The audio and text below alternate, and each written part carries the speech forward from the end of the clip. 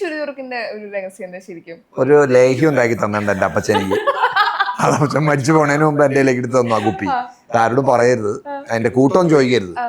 അത് ഞാൻ രാവിലെ തേക്കും, കഴിക്കും. സോറി, അല്ല കഴിക്കണതല്ല. അപ്പൊ അത് എണ്ണ, അത് മേത്ത് ഒരു സ്ഥലത്ത് നമ്മൾ ജസ്റ്റ് ഒന്ന് ചെയ്തിട്ട് ഇങ്ങനെ 15 മിനിറ്റ് കണ്ണടച്ച് പിടിക്കണം. അതിങ്ങനെ ഞെക്കി പിടിച്ചിട്ട്. ഇതിനെക്കുറിച്ച് വല്ല അറിവുണ്ടോ? എനിക്കെല്ലാം അറിയാം.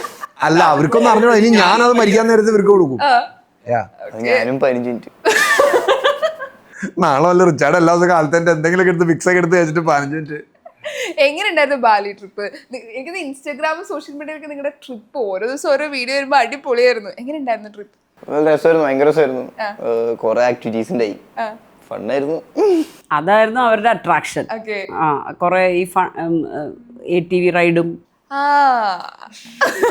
Under water scuba diving. ഇവിടുത്തെ പോകുമ്പോ ഓൾറെഡി പ്ലാൻ ഉണ്ടായിരുന്നു ഇതൊക്കെ അവിടെ പോയി ചെയ്യാം. ഞാൻ വിചാരിക്കും നമ്മളെപ്പോഴും മലയാളി കുടുംബം ഒരു ട്രിപ്പ് പോകുന്ന സമയത്തെ നാല് അഭിപ്രായമായിരിക്കും. ഇപ്പൊ നമ്മൾ സിനിമ ഫാലിമിയിലൊക്കെ കാണുന്ന പോലെ ഇപ്പൊ കുറെ ട്രോളൊക്കെ വരാറുണ്ടല്ലോ. കാണുമ്പോ അടിപൊളിയായിരിക്കും, പക്ഷെ അതിന്റെ അകത്ത് ഭയങ്കര ഒരു അഭിപ്രായ വ്യത്യാസമൊക്കെ ഉണ്ടായിരുന്നു. ശരിക്കും എങ്ങനെ യാത്ര ആക്ച്വലി ഉണ്ടല്ലോ, സത്യത്തിൽ ഞങ്ങള് രണ്ടുപേർക്കും പോകാനായിരുന്നു പരിപാടി. പക്ഷെ എനിക്ക് ഇവരുടെ ഈ ഞങ്ങളെ ഒരു അവരെ കൊണ്ടുപോയപ്പോ അവരുടെ ഐറ്റിനറി കിട്ടിയപ്പോ എനിക്ക് തോന്നിയത് ഞങ്ങളെക്കാൾ കൂടുതൽ എൻജോയ് ചെയ്യണ പിള്ളേരായിരിക്കും എന്ന് വിചാരിച്ചു. ഇവരുടെ ഈ പരീക്ഷയുടെ സമയങ്ങളായിട്ട് ഞങ്ങൾക്കത് ശരിയില്ലായിരുന്നു. സോ ഞാൻ വിചാരിച്ചു നടക്കില്ല അപ്പം വിചാരിച്ചു. പക്ഷേ ഇതിൻ്റെ ഐറ്റിനറി കിട്ടിയപ്പോൾ എനിക്ക് തോന്നി ഇവരെയും കൊണ്ട് പോകണം, അല്ലെങ്കിൽ അത് അവർക്കൊരു നഷ്ടമായിരിക്കും. കാര്യം ഈ ജാതി സാധനങ്ങൾ ഇവർ എൻജോയ് ചെയ്യുന്ന സാധനങ്ങളാണ് മുഴുവൻ അതിനകത്ത്. ATV റൈഡ്, അണ്ടർ മറ്റേ സ്കൂബ ഡൈവ്, അങ്ങനത്തെ സംഭവങ്ങൾ, പിന്നെ മറ്റേ റിവർ റാഫ്റ്റിംഗ്. അപ്പൊ ഞാൻ എന്തും വരട്ടെ എന്ന് വിചാരിച്ച ഒരു കറക്റ്റ് ഞങ്ങൾക്ക് ഒരു ദിവസം കിട്ടി. ഈ അദ്ദേഹത്തിന് പരീക്ഷ തുടങ്ങാൻ അങ്ങനത്തെ യൂണിവേഴ്സിറ്റി എക്സാമിന്റെ തലേദിവസം ഞങ്ങൾ തന്നെ. അവന് മാർക്ക് കുറയില്ല എന്ന് എനിക്കൊരു വിശ്വാസമുണ്ട്. അപ്പൊ അത് നീ തെറ്റിക്കാൻ പാടില്ല. അതുകൊണ്ട് ഞാൻ ധൈര്യമായിട്ട് ടിക്കറ്റ് എടുത്തു. ഞങ്ങൾ അങ്ങനെ 4 പേരും പോയി. കുറച്ച് ഞങ്ങൾക്ക് 1-2 പ്ലാൻസ് തന്നിട്ടുണ്ടായിരുന്നു. അതിൽ ചൂസ് ചെയ്തു നല്ലത്, ഇവർക്കും എൻജോയ് ചെയ്യാവുന്ന സാധനങ്ങൾ ചൂസ് ചെയ്തു. ശരിക്കും ഫാമിലിയുടെ കൂടെ ട്രിപ്പ് പോകുന്നതാണോ ഫ്രണ്ട്സിന്റെ കൂടെ ട്രിപ്പ് പോകുന്നതാണോ ഏറ്റവും ഇഷ്ടം? അത് ഒബ്വിയസ്ലി ഫാമിലിയോടെ പോണതാ.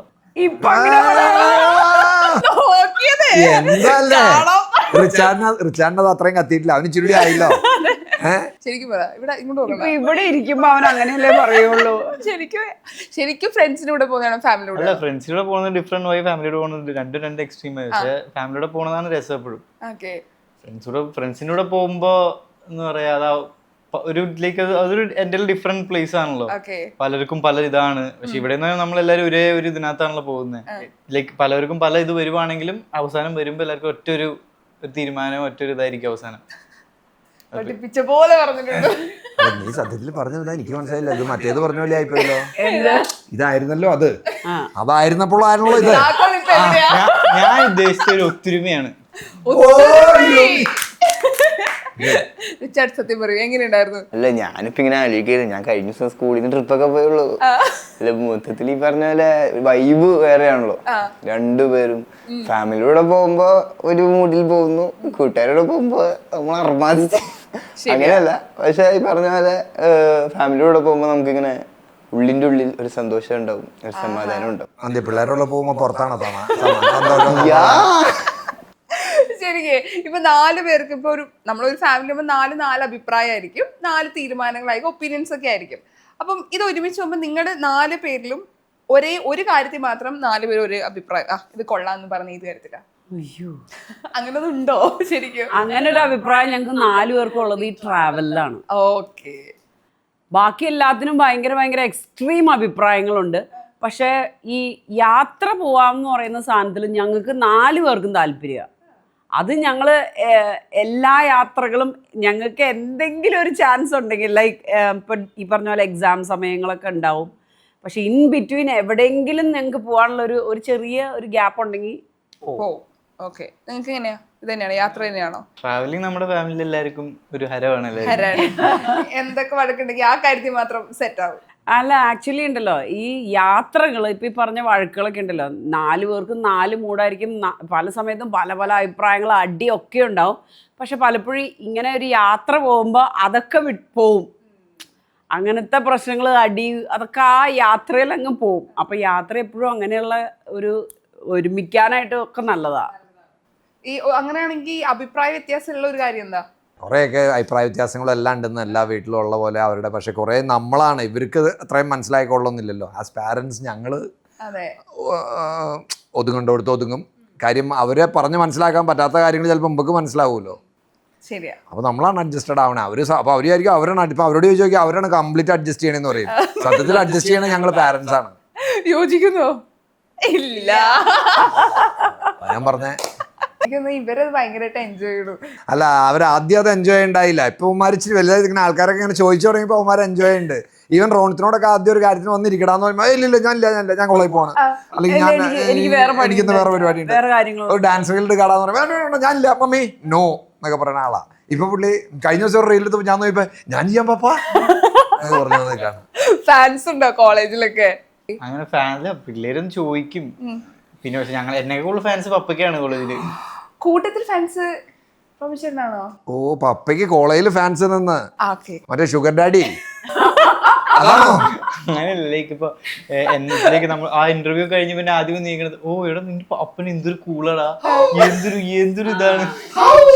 ശരിക്കും ഇത് കേൾക്കുമ്പോ എന്താ മനസ്സിലായി, ഇത്ര കൂളാണോ?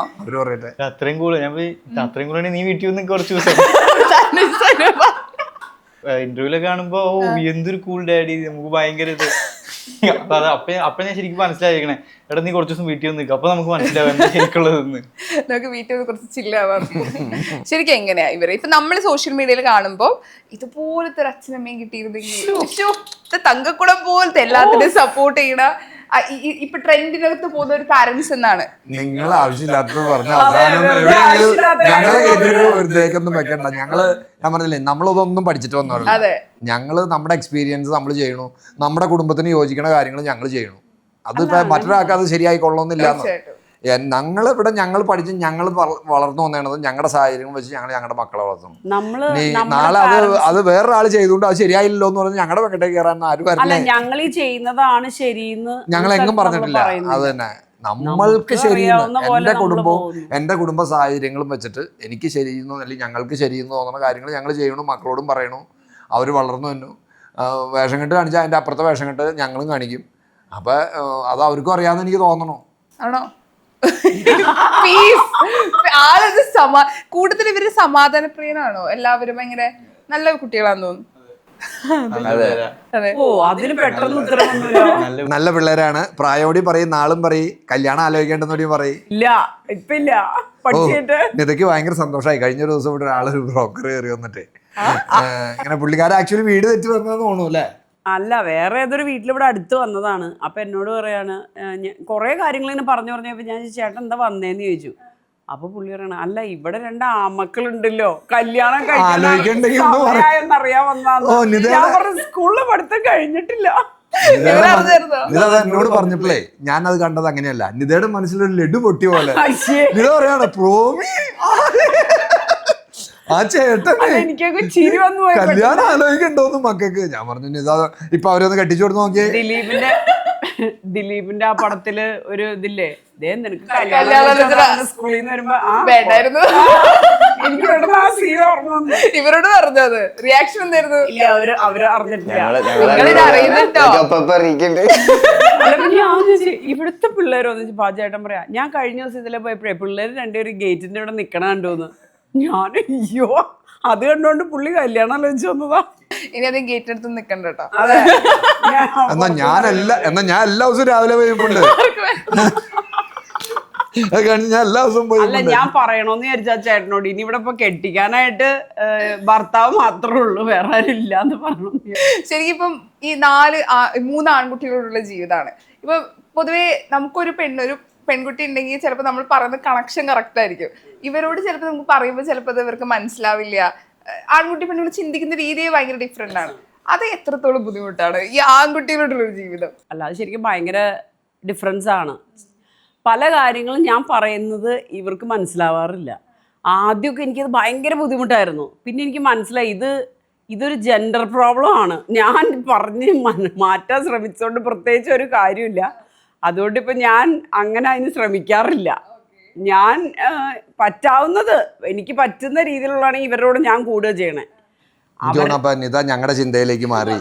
കാരണം ഇവരെ എൻ്റെ വഴിക്ക് കൊണ്ടുപോകല് എളുപ്പമല്ല, എനിക്കത് മനസ്സിലായി. അപ്പം അതുകൊണ്ട് ഞാൻ കുറേയൊക്കെ ഇപ്പം ഇവരുടെ വഴിക്കാണ്. ഇപ്പം ഈ എക്സാമ്പിളൊക്കെ പറഞ്ഞിട്ടുണ്ടെങ്കിൽ എനിക്ക് വെള്ളത്തിൻ്റെ സംഭവങ്ങളൊക്കെ ഭയങ്കര പേടിയാണ്. ആഴം വെള്ളത്തിൽ ഇറങ്ങണ പരിപാടികൾക്ക് ഞാൻ നിൽക്കാറില്ല. എനിക്ക് വെള്ളവും വെള്ളത്തിന്റെ സംഭവങ്ങളും ഒക്കെ ഭയങ്കര ഇഷ്ടമാണ്. അപ്പൊ ഇപ്പൊ ഈ കഴിഞ്ഞ ദിവസം ആ ട്രാവല് ബാലിക്ക് പോയപ്പോ എല്ലാം വെള്ളത്തിലുള്ള പരിപാടികൾ. അപ്പൊ എനിക്ക് മാത്രമായിട്ട് മാറി നിൽക്കാൻ പറ്റില്ല. എനിക്കൊരു കൺഫ്യൂഷൻ, എന്ത് വെള്ളത്തിന്റെ കാര്യം എന്താ പറയണേ?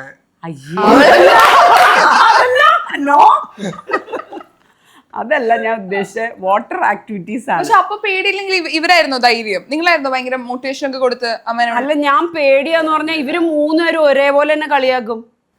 അങ്ങനെയൊക്കെ പറയില്ല. അങ്ങനെ എല്ലാ സമയത്തും എന്റെ റിവർ റാഫ്റ്റിങ്ങിനൊക്കെ പോയപ്പോ മമ്മി വേണമെങ്കിൽ കേറിയില്ലെങ്കിൽ ഞങ്ങൾ ഇപ്പൊ ഇറങ്ങും.